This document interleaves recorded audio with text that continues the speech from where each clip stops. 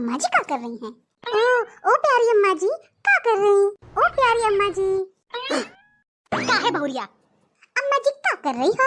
अरे योगा कर रहे हैं। अम्मा जी मेरे को 500 रुपए दे दो। 500 रुपया?